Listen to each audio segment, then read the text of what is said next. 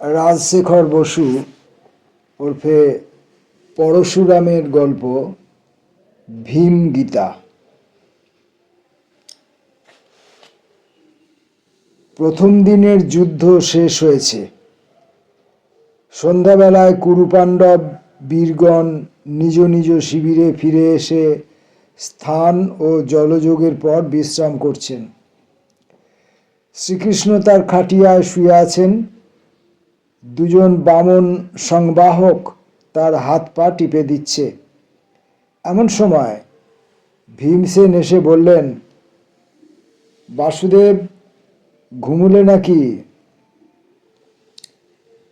কৃষ্ণ কুন্তিপুত্রদের মামাতো ভাই, তিনি অর্জুনের প্রায় সমবয়সী, সেজন্য যুধিষ্ঠিরের আর ভীমকে সম্মান করেন। ভীমকে দেখে বিছানা থেকে উঠে বসলেন। আস্তে আজ্ঞা হোক মধ্যম পাণ্ডব, আপনি বিশ্রাম করলেন না? ভীম বললেন, আমার বিশ্রামের দরকার হয় না। 4 ঘটি মাধ্যিক পান করেছি, তাতেই ক্লান্তি দূর হয়েছে। এখনই আবার যুদ্ধে লেগে যেতে পারি। কৃষ্ণ, তোমার বিশ্রামের ব্যাঘাত করছি না তো? কৃষ্ণ, না না, আপনি এই খট্টায় বসুন। সেবকের প্রতি কি আদেশ বলুন? ভীম, তোমার কাছে কিছু জিজ্ঞাস্য আছে। চক্কমল্ল তক্কমল্ল, তোমরা এখন যেতে পারো, আর আমার সেবার প্রয়োজন নেই। আর্য ভীমসেন, বলুন কি জানতে চান? হ্যাঁ হে কেশব, আজ যুদ্ধের পূর্বে অর্জুনের কি হয়েছিল? তুমি তাকে কি সব বলছিলে? আমি দূরে ছিলুম, শুনতে পাইনি, শুধু দেখেছি অর্জুন তার ধনুর্বাণ ফেলে দিয়ে কাঁদছিল, হাত জোর করছিল, পাগলের মতো ফ্যাল ফ্যাল করে তোমার দিকে তাকাচ্ছিল আর বারবার নমস্কার করছিল। ব্যাপার কি? যদি গোপনীয় না হয় তবে আমার কৌতূহল নিবৃত্ত করো। কৃষ্ণ, বিশেষ কিছুই নয়। কুরুপাণ্ডব দুপক্ষেই গুরুজন বয়স্য স্নেহভাজন আত্মীয়গণ আছেন দেখে অর্জুন কৃপাবিষ্ট হয়েছিলেন। বলছিলেন যুদ্ধ করবেন না। অর্জুনটা চিরকাল ওই রকম, মাঝে মাঝে তার ভাব উথলে ওঠে। কৃপাবিষ্ট হবার আর সময় পেলেন না। তা তুমি তাকে কি বললে? বললুম, তুমি ক্ষত্রিয়, ধর্মযুদ্ধ করা তোমার অবশ্য কর্তব্য। তাতে লাভও আছে। যদি জয়ী হও তো পৃথিবীর রাজ্য ভোগ করবে, যদি মরো তো সোজা স্বর্গে যাবে। একেবারে খাঁটি কথা। তাতে অর্জুনের আক্কেল হলো? সহজে হয়নি, তাকে অনেক রকমে বুঝিয়ে বললুম, তুমি নিষ্কাম হয়ে কর্তব্য কর্ম করো, ফলাফল ভেবো না। তারপর তাকে কর্মযোগ, জ্ঞানযোগ, ভক্তিযোগ প্রভৃতিও বোঝালুম। অর্জুনের মোহ দূর করতে আমাকে প্রায় টানা 2 ঘন্টা বকতে হয়েছিল। ভীম, দুর্যোধনের দল আমাদের উপর কিরকম অত্যাচার করেছিল অর্জুন তা ভুলে গেছে নাকি? তুমি সব মনে করিয়ে দিয়েছিলে তো? মনে করিয়ে দেবার আমার মনেই পড়েনি। বলো কি হে মধুসূদন, ছেলেবেলায় আমাকে বিষ খাইয়ে গঙ্গায় ফেলে দিয়েছিল, যতুগৃহে আমাদের সকলকে পুড়িয়ে মারার চেষ্টা করেছিল, এসব কথা অর্জুনকে বলনি? কই না। আশ্চর্য, এর মধ্যেই তোমার ভীমরতি হলো নাকি? পাশা খেলায় শকুনির জুয়াচুরি, দুঃশাসনের হাতে পাঞ্চালীর নিগ্রহ, এসবও মনে করিয়ে দাওনি? দুঃশাসনের নাম করলেই আমার রক্ত টকবক করে ফুটে ওঠে। আচ্ছা, আমাদের কথা না হয় ছেড়ে দিলে, কিন্তু তুমি যখন ধর্মরাজের দূত হয়ে সন্ধির প্রস্তাব নিয়ে কৌরব সভায় গিয়েছিলে, তখন দুর্যোধন তোমাকে বন্দি করতে চেয়েছিল। তারপর সেদিন শকুনির বেটা উলুক এসে দুর্যোধনের হয়ে তোমাকে যাচ্ছে তাই গালাগালি দিয়ে গেল, সেও তুমি ভুলে গেছো নাকি? কিছুই ভুলিনি, কিন্তু যুদ্ধের আগে এসব কথা অর্জুনকে বলবার প্রয়োজন দেখি না। ধর্মরাজ যুধিষ্ঠির যখন 5টি মাত্র গ্রাম চেয়েছিলেন, তখন তো কৌরবের সমস্ত অপরাধ মন থেকে মুছে ফেলেছিলেন। দুর্যোধন আমার প্রস্তাবে সম্মত হননি, তাই আপনাদের মন্ত্রণা সভায় যুদ্ধ করা স্থির হয় এবং সেজন্যই আপনারা যুদ্ধ করছেন। কৌরবদের অপরাধ স্মরণ করা এখন নিরর্থক। হাতে হাত ঘষে ভীম বললেন, কৃষ্ণ, তোমার শরীরে কি ক্রোধ বলে কিছুই নেই? আছে বই কি, মানুষ হয়ে যখন জন্মেছি তখন মানুষের সব দোষই আছে।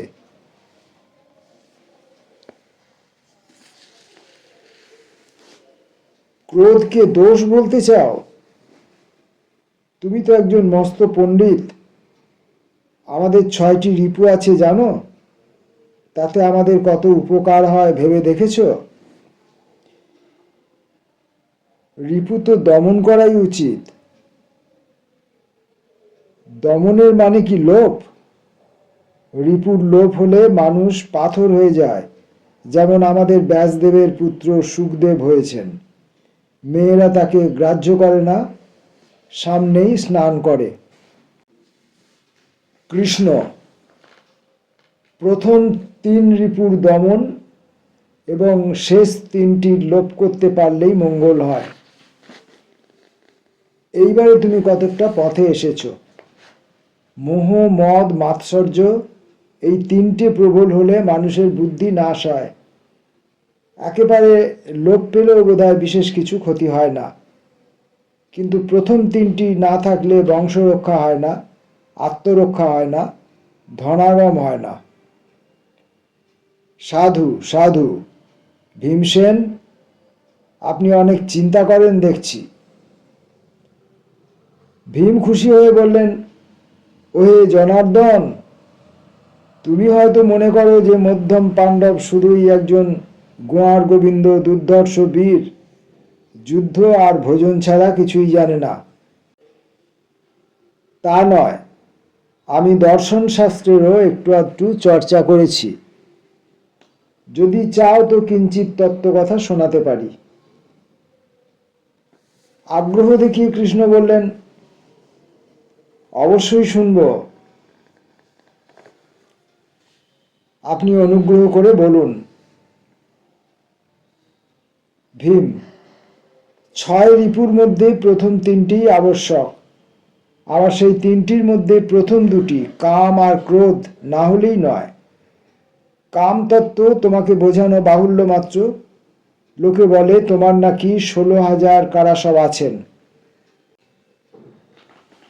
কৃষ্ণ সহাস্যে বললেন, লোকে বলে আপনি প্রত্যহ 16,000 লাড্ডু ভোজন করেন।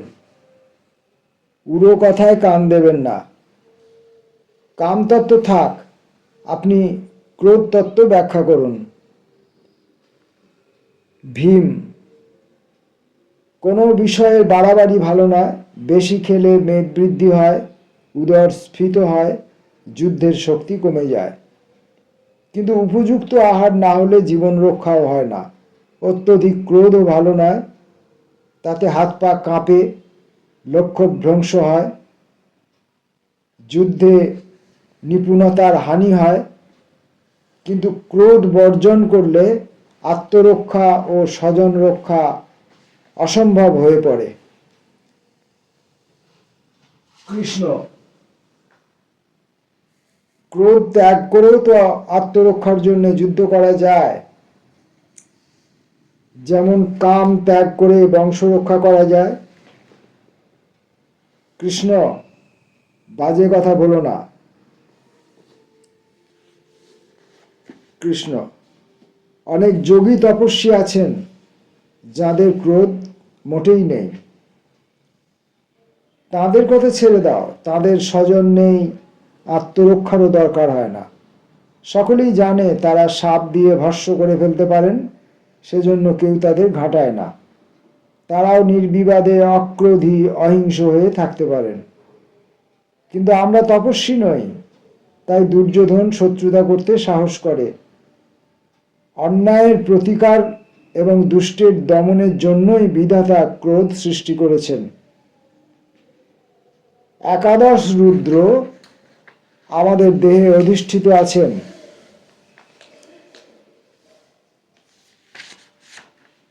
দেহীর অপমান হলে তারা রক্তে রৌদ্ররস সঞ্চার করেন। তার ফলে মানুষ উত্তেজিত হয়ে শত্রুকে আক্রমণ করে। কোনো রকম বিচারের দরকার হয় না। বুঝতে পারলে? আগে হ্যাঁ, বুঝেছি। যদি তৎক্ষণাৎ অপমানের শাস্তি দেওয়া কোনো কারণে অসম্ভব হয়, তবে ক্রোধ মন্দীভূত হয়, প্রতিহিংসার প্রবৃত্তি ক্ষীণ হয়ে আসে। এই কারণেই বীরগণ যুদ্ধের পূর্বে নিজের বিক্রম ঘোষণা করে এবং শত্রুকে কটুবাক্য বলে ক্রোধ ঝালিয়ে নেয়। শত্রু অশ্রাব্য ভাষায় পাল্টা গালাগালি দেয়, তা শুনে রৌদ্ররসের পুনঃসঞ্চার হয়, উত্তেজনা আসে, প্রহার শক্তি বৃদ্ধি পায়। কৃষ্ণ: কিন্তু জ্ঞানীদের উপদেশ অক্রোধ দ্বারা ক্রোধকে জয় করবে। গোবিন্দ, তুমি নিতান্তই হাসালে। কংসকে মেরেছিলে কেন? জরাসন্ধকে মারবার জন্য আমাকে আর অর্জুনকে নিয়ে গিয়েছিলে কেন? রাজসূয় যজ্ঞের সভায় শিশুপালের মুণ্ডুচ্ছেদ করেছিলে কেন? তোমার অক্রোধ কোথায় ছিল? আজ রণক্ষেত্রে অর্জুনের অক্রোধ দেখেও তাকে যুদ্ধে উৎসাহ দিলে কেন? কৃষ্ণ, তুমি নিজের মতিগতি বুঝতে পারো না, পাত্রাপাত্রের ভেদও জানো না। আমি বুঝিয়ে দিচ্ছি, শোনো। বিপক্ষ যদি সজ্জন হয়, তার শত্রুতা যদি ভ্রান্ত ধারণার জন্য হয়, তবেই অক্রোধ আর অহিংসা চলতে পারে। ভদ্র বিপক্ষ যদি দেখে যে অপরপক্ষ প্রতিহিংসার চেষ্টা করছে না, শুধু ধীরভাবে প্রতিবাদ করছে, তবে তার ক্রোধ শান্ত হয়ে আসে। সে ন্যায় অন্যায় বিচারের সময় পায়, নিজের কাজের জন্য অনুতপ্ত হয়। হয়তো মার্জনা চাইতে সে লজ্জাবোধ করে, কিন্তু অপরপক্ষ যদি উদারতা দেখায়, তবে সহজেই শত্রুতার অবসান হয়। বিরাট রাজা, আহা, বেচারার 2 ছেলে মারা গেল।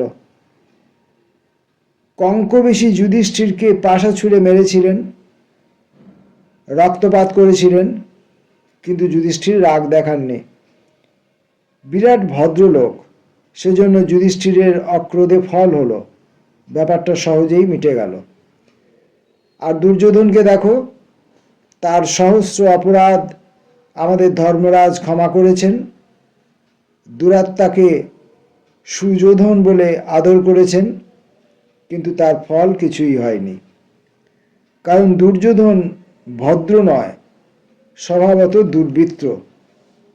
তার ভাইরা শকুনি মামা আর উচ্ছিষ্টভোজী সুতপুত্র কর্ণ সমান নরাধম। ধর্মরাজের সহিষ্ণুতার ফলে এদের আস্পর্ধা বেড়ে গেছে। এইসব দেখেও কি তুমি বলবে যে অক্রোধ দ্বারা ক্রোধ জয় করতে হবে? কৃষ্ণ: ভীমসেন, আপনার যুক্তি যথার্থ। অক্রোধ দ্বারা সজ্জনকেই জয় করা যায়, কিন্তু দুর্জনকে জয় করার জন্য ধর্মযুদ্ধ আবশ্যক। আপনারা সেই ধর্মযুদ্ধে প্রবৃত্ত হয়েছেন। ধর্মযুদ্ধে ক্রোধ এবং প্রতিশোধের প্রবৃত্তি বর্জনীয়। যদি যুদ্ধই কর্তব্য হয়, তবে রাগ দেশ ত্যাগ করতে হয়। এই কারণেই দুর্যোধনের অপরাধের কথা অর্জুনকে মনে করিয়ে দেওয়া আবশ্যক মনে করিনি।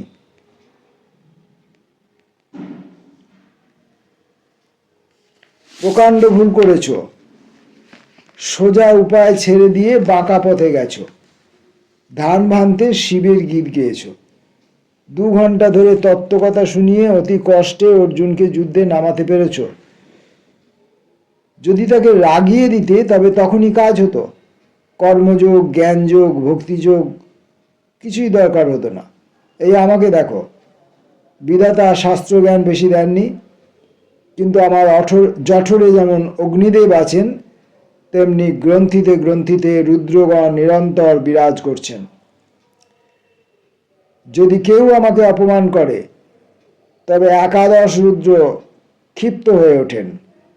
আমার দেহে শতহস্তির বল আছে, বাহু লৌহময় হয়, গদা তৎক্ষণাৎ শত্রুর প্রতি ধাবিত হয়। তত্ত্বকথা শোনাবার দরকারই হয় না। আপনার কথা সত্য, কিন্তু সকল মানুষের প্রকৃতি সমান নয়।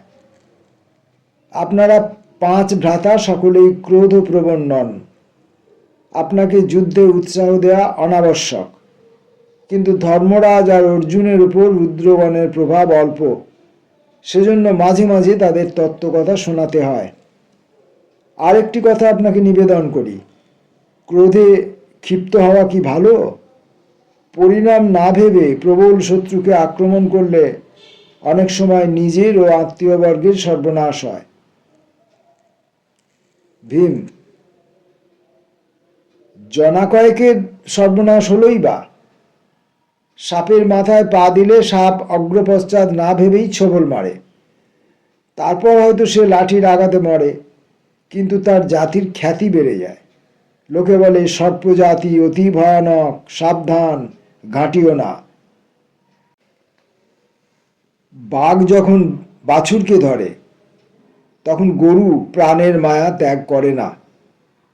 ক্রোধের বশে শত্রুকে শৃঙ্গাঘাত করে। এজন্য সকলেই শৃঙ্গীকে সম্মান করে। যে লোক পরিণাম না ভেবে ক্রোধের বশে শত্রুকে আঘাত করে, সে হঠকারিতার ফলে নিজেকে মারতে পারে, তার আত্মীয়রাও মরতে পারে, কিন্তু তার স্বজাতির খ্যাতি ও প্রতাপ বেড়ে যায়। ঋষিকেশ, ক্রোধ বিধিদত্ত মনোবৃত্তি, নামে রিপু হলেও মিত্র, তার নিন্দা করো না। ক্রোধের প্রভাবে আমি কি দারুণ কর্ম করব দেখতে পাবে। ধৃতরাষ্ট্রকে নির্বংশ করব, দুঃশাসনের রক্তপান করব, দুর্যোধনের উরু চূর্ণ করব। আমার কীর্তি হবে কি অকীর্তি হবে তা গ্রাহ্য করি না, কিন্তু লোকে চিরকাল বলবে, হ্যাঁ, ভীম একটা পুরুষ ছিল বটে, অত্যাচার সইত না, দুরাত্মাদের শাস্তি দিতে জানত। বৃকোদর, আপনার মনস্কাম পূর্ণ হবে। আপনি যা বলবেন তাও তত্ত্বকথা, কিন্তু কোনো বিধানই সর্বত্র খাটে না। অত্যাচারিত হলে যে রাগ করে না, প্রতিকারও করে না, সে অক্রোধী কিন্তু কাপুরুষ, অমানুষ, জীবন ধারণের অযোগ্য। যে ক্রোধে জ্ঞানশূন্য হয়ে পাপ করে ফেলে, সে হঠকারী, দুষ্কর্মা, কিন্তু তার পৌরুষ আছে। যে ক্রোধের বশে ধর্মাধর্মের জ্ঞান হারায় না এবং অন্যায়ের যথোচিত প্রতিকার করে, সেই শ্রেষ্ঠ পুরুষ।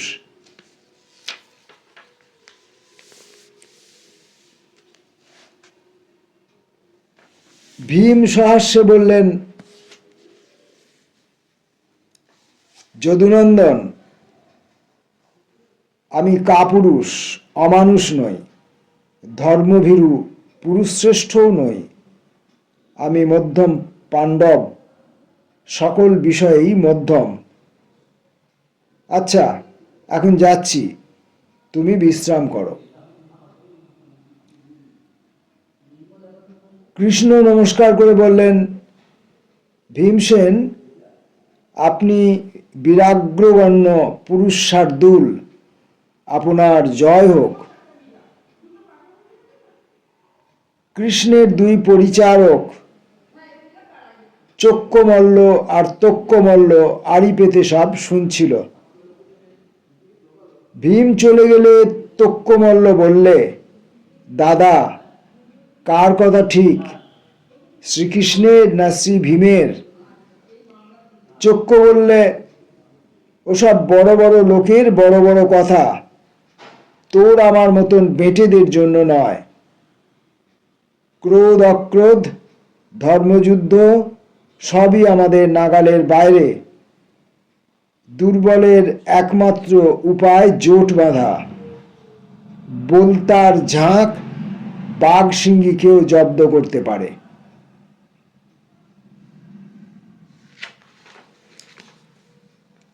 পরশুরামের গল্প পড়ছিলাম,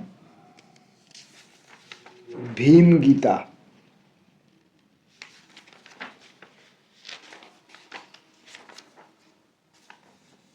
গল্পটি পরশুরাম লিখেছিলেন ইংরেজির 1950 সালে, অর্থাৎ বাংলার 1357 সালে। নমস্কার।